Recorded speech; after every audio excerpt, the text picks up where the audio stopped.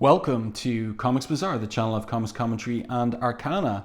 This video features X Factor number 64, cover dated March 1991. The cover is by Whilce Portacio, inked by Art Thibert, and it is a dynamic, action-packed cover, Iceman versus Hiro. For a woman's heart, one must fall. I really love, again, Whilce Portacio's design for Iceman's powers, these halos around his fists, indicating his ice powers, and the ice sled there in the foreground as well. It's a very, very cool cover. Let's open this one up to the first page. And the first page is devoted to picking up from the end of the previous issue, catching readers up on what happened in the previous issue and the narrative captions there, and the fact that Jean doesn't want Iceman to go after Opal because she thinks it's suicide, but Iceman is determined. Look, I know you want what's best for me and Opal, he says to Jean, but you've got to understand this is something I have to do. So she holds back her TK powers and says, I understand, just be careful. Mariko Yoshida is there as well by virtue of her ninja's attack on Tatsuo, the rival Yakuza crime lord. She now is in effect in a gang war with him, and she's involved as well. She says here, my attack on Tatsuo was tantamount to a declaration of war between our rival clans. This will not end now until one of us is dead. So those are the stakes for the opening of this issue. So let's turn the page. We catch up with Opal. She's back in her grandfather's palace or home, and yeah, the narrative caption says, sometime later, the family graveyard at Tatsuo's estate. So beautiful art on this double page spread. The title of the story is The Price, and the creative credits are Louise Simonson, plot script. This is Louise Simonson's final issue of X Factor. Whilce Portacio, plot penciler, Art Thibert, inker, Michael Heisler, letterer, and two colorists, Glenn Soliver and Steve Buccellato. So Hiro here has followed Opal to the graveyard where she's visiting her father's grave, and she wants to know more about her family history. Now Hiro makes plain to her that he's been commanded to say nothing to her, to let her know nothing, but Opal insists and begs that he tell her of her family history. So he does, and he says the old dragon will not like it. That's his boss. Maybe it will help you understand your position and his. At any rate, it's a sad story, like one of the old love poems of the last century. It's a bit like Romeo and Juliet, as it turns out. Your mother and father were the children of warring Yakuza families. Your grandfather was, at the time, an upstart leader. That's him here. Always angry. Increasingly powerful, but still more gangster than lord.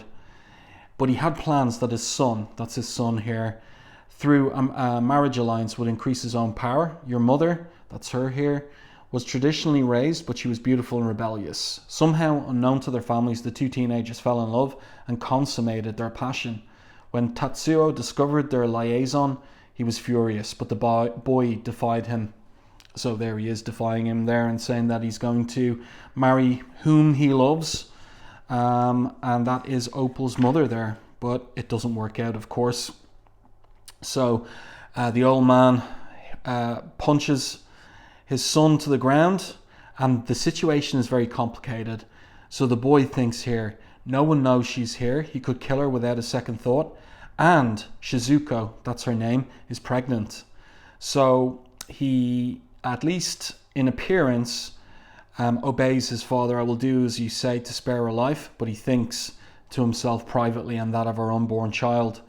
So Shizuko is sent away to the countryside where she has her baby, who is of course Opal.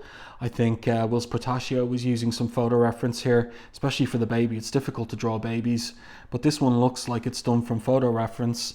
A lot of work on these pages. Great 6-panel sequence. The memory of what happened with Opal's mother. And then Hiro continues with his story. She agreed to cease her rebellious behavior and to marry the lecherous fool her family had chosen for her, but her price, and that ties into the title of this story, was that the child be sent with her cousins far away to America. And so that's Opal's parents, who, at least the ones that she thought were her parents, who live out in New Jersey. And Hiro continues, your father was wed, as Tatsuo required, but was soon killed in a battle. There he is. Perhaps he did not wish to live without Shizuko, and your grandfather was left without an heir. He's been reluctantly grooming us, his cyborg lieutenants, for leadership, but he wants a blood heir. And when he learned of your existence, and that's it, so we're all caught up. That's why she was abducted by Hiro and the other cyborg ninjas and taken back to Japan. But Opal just isn't on board with what her grandfather wants, and so she says here, can't you understand? I hate him, Hiro. He thinks it's his right to run and ruin the lives of others. But Hiro makes an interesting point to contradict her. He says here, what makes you think that you, a woman, should have the right to do as you wish? Well, I cannot. So that catches her by surprise. She says, you? What do you mean? Didn't you want to be Mr. High-Tech Ninja Man? And so we get an interesting insight into Hiro's own story. Hardly, he says, I wanted to be a poet. So that's unexpected. But it does tie into his characterization. He's not like the other cyber ninjas. So he continues and says, my teachers said I had some ability, but I bowed to my father's wishes that I continue in the family business, as you must bow to your grandfather's wishes. So Hiro is very much someone who is very much bought into the whole importance of family honor and duty. And Opal, of course, by contrast, has a very different approach to things. So she insults him. And she says in terms of who she must choose of the 3 remaining cyber ninjas, and who should I choose? You? No way. You're an inhuman thug. And look, he drops his head in shame and pain, and she realizes that she's hurt him. So she calls him back and she insists that she didn't mean to hurt him. That's a beautifully designed page as well. I made the point in my video review of the previous issue that Whilce Portacio is a master of the negative space, the use of white in terms of the layout of a comics page. You know, there's a couple of ways of looking at it, that he's saving himself on drawing a whole page, but he can do that when he wants to. So it's very much a design choice, and I feel it works. And obviously Michael Heisler here taking advantage of the open space here for the lettering, so we don't get a crowded panel here. I think it works very well, and I think Portacio uses negative space and white space on the page very, very well in his X Factor run. So now Opal thinks to herself, again, that's a very well drawn close-up of Opal, maybe Portacio using some photo reference again. And so she thinks to herself that she can't reach out to him. That's what he wants. His eyes say he cares, and yet he's a part of all of this. And if he really loved me, wouldn't he set me free? So she thinks that Bobby's got to come for her, rescue her, but she also thinks that she's got to escape on her own. She can't wait around. So minutes later, Hiro storms into Tatsuo's cybernetics laboratory, and the scientists here run a test on his arm. They discover it was damaged in the fight in the previous issue, and he thinks to himself, is it possible that Opal is right? Have I become more machine than man? I told her I forfeited my dreams out of obedience to my father, but in truth, I saw glory in being a Yakuza. I dreamed I would be sharp and dangerous as a sword, but with the samurai's honor. But there is no honor in this thing that I've become. With these powers I can win battles, but I fear that Opal will remain forever beyond my reach. And so that's really setting up the climax to this particular issue and two-parter in a coming, well, you'd expect it, yes, battle with Iceman, given that the cover has promised us that. So here's Opal trying to escape on her own. Again, another nicely laid out and designed page. More use of that negative space. Interesting touch there from the colorist. My money is that this is a Glynis Oliver colored page. It has her color palette on it, and just the little detail of the little setting sun there in the background. I like that. So the grandfather catches her, and what Opal tells him regarding her mother defying him to save her from all this, and she won't see her mother's sacrifice wasted. The grandfather twigs. What do you mean? Who told you? What your mother did? And so he puts it together and reckons that it was Hiro, because of how Hiro stormed past him like the devil was on his heels. He must care very little for him to so jeopardize his position here, for disobedience will cost him his life. So Opal realizes that she's made a mistake and she doesn't want Hiro to die. So she thinks fast on her feet. and she comes out with a white lie. That would be foolish, grandfather, and a waste of his loyalty to you. He made it very clear that he told me my history only so that I would understand how powerful you are. He wanted me to see that I had no choice but to obey you, but I refused to listen. So the grandfather's convinced, and Hiro in the cyber lab has been put in chains and restraints to be brought to Tatsuo. And then these guys on guard duty see the external wall being blasted, and they realize that Iceman has breached the wall and is on the way. So these are the other two cyber ninjas, and they're here telling each other to get into their battle suits in order to defend the estate from Iceman. So there they are in their shiny gold battle suits, and Hiro's back is in his battle suit too, and they're taken by surprise. So the grandfather, Tatsuo, says, "You risked your life to Hiro to disobey me, but even Opal said it was for my sake. She defended you. She seems to be more fond of you than the others, and it is for her sake, my favourite son, that I will give you one more chance." So probably Opal's grandfather, he wants Hiro to be Opal's husband, and for the two to produce him to give him rather a bloodline heir. And the other two lieutenants, they're envious of Hiro, and they plot to murder him. So they say, one of them here says, "I think then it's best he die like the dragon's blood son in the upcoming battle." So the wife here, or sorry, not the wife, but rather Opal's mother, says to Tatsuo, "Here, your doctors said you must not get overexcited. Drink this tea, it will soothe you." Now, when you read that, you think, well, could it be that it's merely tea, or is there something in that tea? Anyway, minutes later, the three cyber ninjas are racing to find Iceman on the estate and kill him, because that's Tatsuo's orders. Meanwhile, outside the estate, we've got Mariko Yoshida with her ninjas and Jean Grey. And so Jean uses her telekinesis to lift all the ninjas over the wall into the estate. And they arrive just in time to see Opal's mother moving through the shadows. So Mariko recognizes her, Lady Shizuko, and Lady Shizuko explains that the dragon has locked Opal in a cell and plans to force her into a marriage with a man she hates, but he will not succeed. "Nothing will stop me from freeing my daughter, for I've poisoned Tatsuo with a cup of tea." So that's what she was doing over here. And Mariko picks up and says, "Then his reign is truly over. Go, I will send my ninjas with you to free Opal." So off they go there. That's a nice little open border panel there at the end of the page. Nice variation of perspective, close-ups and medium shots and long shots from Whilce Portacio and his layouts. It keeps the artwork very visually interesting. So let's continue with the story. It's ramping up now. We're getting to the action part of things. So these two cyber ninjas, they attack Hiro from behind. So they're without honor, of course.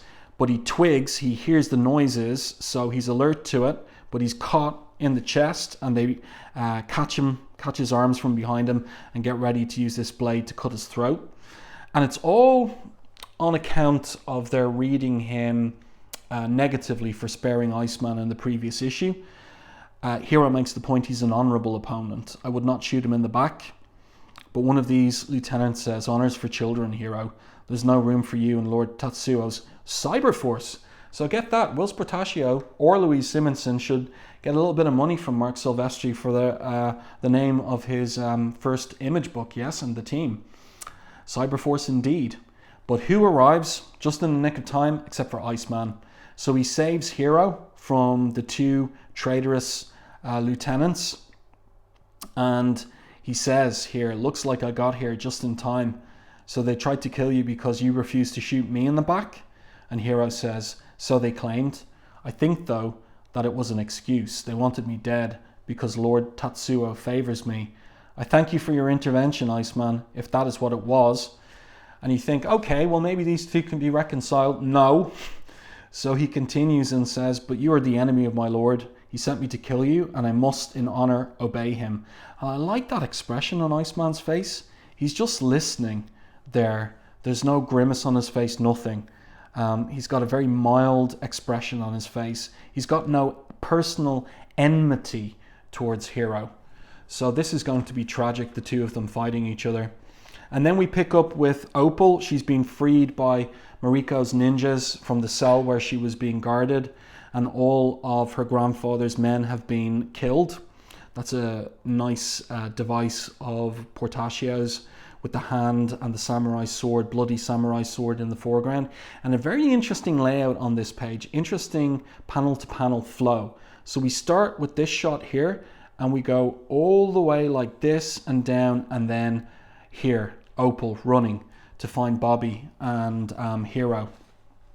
And really beautifully drawn art on this page as well. And again, I think Portacio using a little bit of photo reference for maybe the close-up on Opal's face there. An interesting choice too, just the dashed in, maybe with a brush, or even perhaps a marker background here, the black in the background, to make the characters in the open space pop. It's nicely picked out. Portacio really has a very good eye for the design of a page. And as I said, this unconventional layout, it works. It flows well. There's no confusion. So that's very well done. And here we go. Here's the fight between the two. They're getting ready to strike at each other. Opal's there in the middle, telling them not to fight. Hiro tells her to keep back, and then they strike each other. So Hiro's easily able to escape from the block of ice that Iceman encases him in. And now Hiro says, and to do you injury, even that in that form, he has the power to do that. This is, I would say, a Glynis Oliver colored page, because that's her trope. In moments of extreme violent emotion or action, her go-to color is red, and that's what we're seeing here. So great drawing of the concern on Opal's face, and now we get determination on Iceman's face. I like it. I like that range of expression that Portacio is able to draw for Iceman. So the battle continues between them, and then something very interesting happens. Well, Jean arrives, but she doesn't interfere in the fight, and Iceman makes a very interesting decision. So Hiro says to him, my powers against yours prove nothing, mutant, but a battle tests only the weapons and not the man. So Iceman turns off his ice powers, turns into his human form, and challenges Hiro. Then fight me without powers. That's interesting. And of course we see Opal's reaction there. How is Bobby going to handle a trained ninja like Hiro? Because even though Bobby's got his training in the danger room, it's training with his powers, not without. So we see how he gets on this page, and he comes off the worst in this fist fight between the pair, taking that kick to the jaw to begin with. And he's thinking to himself about Hiro. He avoids my blows as if I were moving in slow motion. How is he doing it? So this is the twist that's coming, and the way that this whole fight is going to get resolved. Iceman thinks to himself, how can any human be that fast, that good? And Hiro thinks, Iceman is brave, but I'm the better fighter, the better man. So, Hiro's going to win is the implication. By the way, I just wanted to comment on this particular panel and the way that Hiro removes his armor. It just falls away from him. You can imagine that animated. That would be very cool. So I thought that was a cool idea on Portacio's part, that the plate armor just falls away. So Hiro's just beating Iceman up, and he's of the opinion that Opal will realize that her choice must ever be him. But Opal thinks it's insanity, and she begs Jean to make it stop. And Jean delays, and she says, not yet. We'll do it Bobby's way for now. So Jean has always been there in the background, available to help Iceman, but she's letting him, in effect, deal with all of this himself. And I think that that is a very interesting characterization of Jean. You know, she is, in effect, Bobby's big sister, you know, surrogate big sister. And she's allowing him work this out himself, be a man in his decisions. But he's really getting beaten up badly, and I think this is great artwork from Potacio showing that. We've got that trademark on his part, you know, jagged bordered panels as well, showing the emotion and the action. And then Opal cries out, Jean, listen, you have to stop them. No matter what Hiro said, he can't shut off his powers. And Bobby's thinking the whole time, like he's punch drunk nearly, but he's thinking play by rules. And Hiro here, who's so invested in honor, is made to stop and pause. Opal continues, they're built into his nerves and muscles and bones. They're a part of him. It's what they made him. He might as well try to stop the blood from flowing through his veins. Bobby, get back, she cries out. You can't fight him. It's like facing a killing machine. But Bobby's determined. He's no coward. Don't you understand, Opal? He kidnapped you. No one has the right to steal another person. So Hiro's gone silent. He's no longer fighting Iceman. And Iceman gives him one great big punch. And Hiro's thinking, Opal's Gaijin lover has proved by his discipline that he's worthy of her. And I accepted the rules for combat, and for honor's sake, I must abide by them. And yet, how can I? If I'm a man, I have a choice. I'm in control. I can turn the machine off. And so he doesn't defend himself. And Bobby there thinks to himself, arms like lead, have one more shot left in me. Better make it, turn the page, a good one. And so he knocks Hiro to the ground, and that's it. He's won the victory. But he realizes that Hiro stopped and refused to move or fight any longer. Why? And so Hiro explains, to prove to you and myself that I am a man. Now go while you can. And Opal asks him to come with them. And he says, ever committed to honor? I cannot. I've sworn allegiance to your grandfather. I cannot just walk away. My world is not that simple, not that clear cut. So she bids him goodbye. Despite everything that's happened, she's sorry. For him. For the whole situation, it would seem. It's interesting. Bittersweet. And Hiro concludes by saying, so am I, Opal, so am I. And he really looks beat up there on his face. That's nicely done by Portacio. And it looks like Tatsuo's estate is going up in flames. Interesting rendering for the smoke there in the inks. Some kind of dry brush being used for the plumes of dark smoke.